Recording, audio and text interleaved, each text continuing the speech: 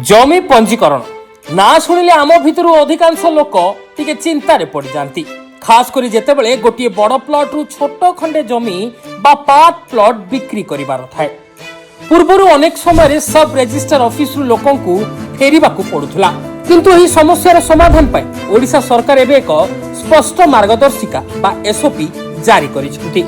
एही नुआ नियम अनुसार ग्रामांचल रे पार्ट प्लॉट बिक्री पाई आउ कोनोसी रोक नाही एवं आपण खूब सहजरे एहाकु पंजीकरण करि परिबे। उदाहरण स्वरूप जदि गाँव रे आपणको एक एकर जमी अछि एवं आपण सेथिरु काहाकु मात्र 5 डिसिमिल बिक्री करिबाकु चाहुछंती, तेबे एथि पई कोनोसी ऑफिस रु अनुमति आनिबाकु पड़िबो नाही। किंतु मने रखंतु, जदि जमीर किसम जलाशय होई थाए तेबे ताकु भाग करा जाई पारिबो नाही।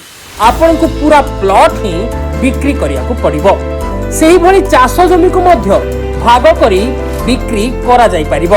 जदि आपण केवल चाष काम पई सही अंशटी को बिक्री करूछंती, एथि पई आपणको केवल फॉर्म डी रे एक घोषणानामा देबाकू पड़िबो, जेउथिरे उल्लेख रहिबो जे जमीटी केवल कृषि कार्य पई व्यवहृत हबो।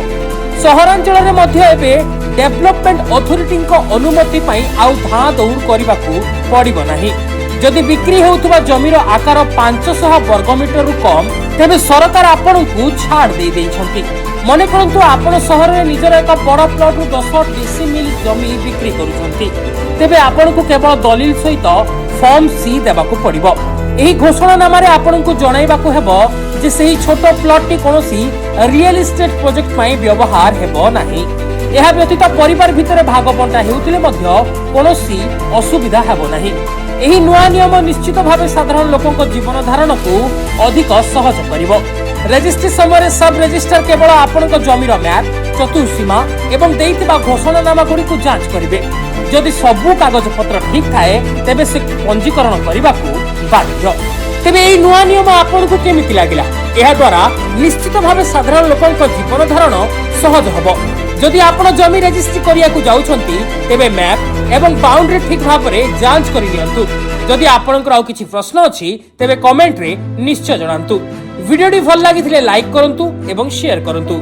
आगो को एमिति जमी बाड़ी खबर पई सब्सक्राइब करंतु।